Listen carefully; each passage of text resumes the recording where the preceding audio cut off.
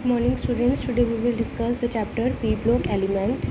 So p block element मैंने आपको last lecture में बताया था क्या होते हैं, in which last electron enters into the p subshell. So आज हम पढ़ेंगे ग्रुप 15 एलिमेंट. ग्रुप 15 एलिमेंट के अंदर कौन कौन से एलिमेंट्स आते हैं? Nitrogen, phosphorus, arsenic, antimony and bismuth. जो नाइट्रोजन है, नाइट्रोजन एटॉमिक नंबर 7, उसके बाद हम 8, 8, 18, 32 ऐड करेंगे जिससे हमारे सारे एटॉमिक नंबर्स गेन हो जाएंगे. उसके बाद इनकी इलेक्ट्रॉनिक कॉन्फ़िगरेशंस लिखेंगे. Electronic configurations 1s2, 2s2, 2p3 इस टाइप से आपको सारी लिखनी है. पहले बता चुकी हूँ. अगर आपको कोई प्रॉब्लम है, अगर इलेक्ट्रॉनिक कॉन्फ़िगरेशन नहीं आती है लिखनी, तो आप मुझे इन्फॉर्म करेंगे. Then I will teach you again. So, occurrence, the elements of group 15 except phosphorus do not occur very abundantly in nature. इनका ये जो phosphorus है, इसको छोड़कर बाकी सभी जो एलिमेंट्स हैं वो नेचर के अंदर इतने abundant नहीं हैं. Molecular nitrogen comprises about 78% by volume of the earth atmosphere. तो जो मोलिकुलर नाइट्रोजन है हमारे एटमॉस्फेयर का 78% वही बनाती है. So it is not very abundant in the earth crust, लेकिन यह अर्थ क्रस्ट के ऊपर इतनी ज़्यादा नहीं है. It is only 33rd most abundant element by weight in the earth crust. Since nitrates are very soluble in water, so these are not widespread in the earth crust. The only major nitrate materials are NaNO3. You have to learn the names of these. NaNO3 means soda nitrite या फिर जिसे हम child salt Peter भी बोलते हैं. KNO3 इसके अंदर जो इसे क्या बोलेंगे, नाइटर, या फिर जिसे क्या कहा जाता है, Indian saltpetre. The major deposits of the saltpetre occur in the India. Atmosphere से बायोस्फीयर के अंदर जो नाइट्रोजन है वो इंटरचेंज होना, उसे हम नाइट्रोजन साइकिल बोल देते हैं. और जो फॉस्फोरस है that is the 11th element in order of abundance in the crust. उसी तरह जो मिनरल्स हैं फॉस्फोरस के वो होंगे फॉस्फोराइट, फ्लोरोपेटाइट, क्लोरोपेटाइट, हाइड्रोक्सीपेटाइट. इन सभी के फॉर्मूलाज आपको लर्न करने हैं. Phosphorite Ca3PO4 twice, fluorapatite Ca5PO4 thrice F, chlorapatite Ca5PO4 thrice Cl, hydroxy apatite Ca5PO4 thrice OH. उसमें बताया जनरल कैरेक्टरिस्टिक. सबसे पहले हमको बताया था इलेक्ट्रॉनिक कॉन्फ़िगरेशन. जो इसकी इलेक्ट्रॉनिक कॉन्फ़िगरेशन जनरल होगी, इनके जो लास्ट शेल होगी उसके अंदर NS2NP3 होगा. Next is the atomic and ionic radii. Atomic and ionic radii, जैसे अगर हम लेफ़्ट टू राइट मूव करते हैं तो एटॉमिक रेडियस कम होता है. नाइट्रोजन का जो साइज़ है वो स्मॉल होगा as compare to S block element. लेकिन अगर हम ऑक्सीजन के साथ कंपेयर करेंगे तो ऑक्सीजन के साथ भी जो नाइट्रोजन है उसका साइज़ स्मॉल होगा, ऑक्सीजन का ज़्यादा होगा, फ्लोरीन का अगेन कम हो जाता है. तो जो एटॉमिक और आयनिक रेडियाई है वो क्या होगा, इस ग्रुप का यानी 15th ग्रुप का कम होता है as compare to corresponding group 50. इसके बाद है अगर हम डाउन दी ग्रुप मूव करते हैं तो जो एटॉमिक साइज़ है वो क्या हो जाएगा, इंक्रीज़ होना शुरू हो जाता है, क्योंकि इसके अंदर प्रिंसिपल शेल इंक्रीज़ हो जाती है और इफेक्टिव न्यूक्लियर चार्ज डिक्रीज़ हो जाता है.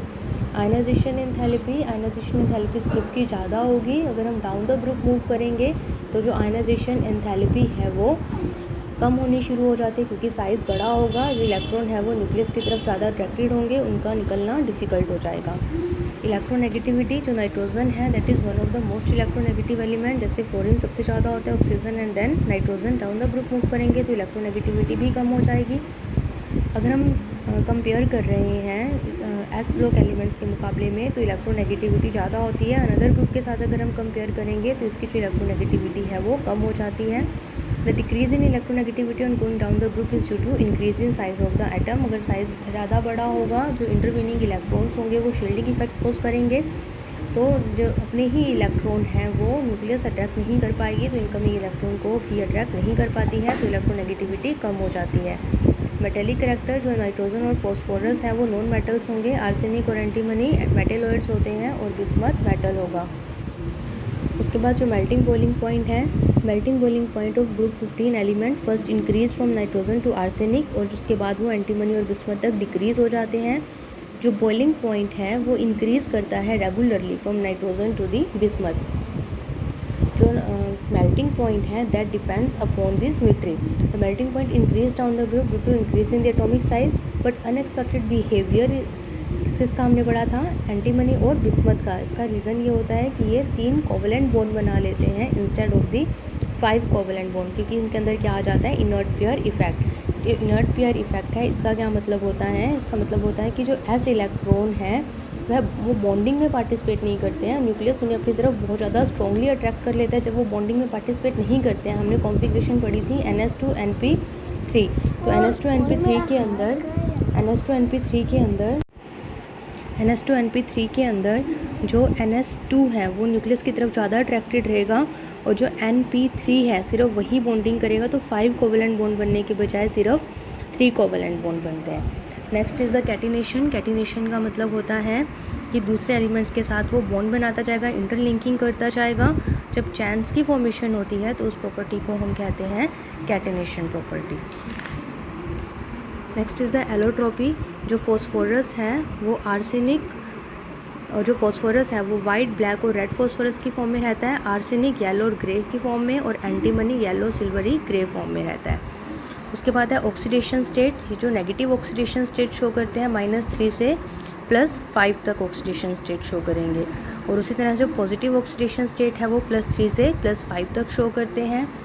डिस्प्रोपोर्शनेशन रिएक्शन, इसका मतलब होगा ऑक्सीडेशन और रिडक्शन दोनों हो जाते हैं। लाइक HNO2 नाइट्रस एसिड है वो ब्रेक हो जाएगा HNO3 + 2NO के अंदर, यानी जो +3 ऑक्सीडेशन स्टेट है वो +5 में जा रही है तो उसकी ऑक्सीडेशन हो रही है, और +3 से +2 में जा रही है तो उसकी रिडक्शन हो रही है। Likewise phosphorous acid H3PO3 converted into phosphoric acid H3PO4 + PH3, तो +3 से +5 में जा रहा है तो ऑक्सीडेशन हो रही है, और +3 से -3 में जा रहा है तो उसकी रिडक्शन हो रही है। Next is the maximum covalency. जो मैक्सिमम कोवेलेंसी है वो 5 तक शो कर सकता है, लेकिन because of inert pair effect जो कोवेलेंसी है वो 3 तक भी रह जाती है। तो maximum covalency of nitrogen is restricted to 4 because it does not have vacant d orbital. अब इसके अंदर जो वैकेंट डी ऑर्बिटल है वो नहीं होता, तो मेनली इसके अंदर जो कॉन्फ़िगरेशन है वो नाइट्रोजन के अंदर कहाँ तक रहती है, 4 तक।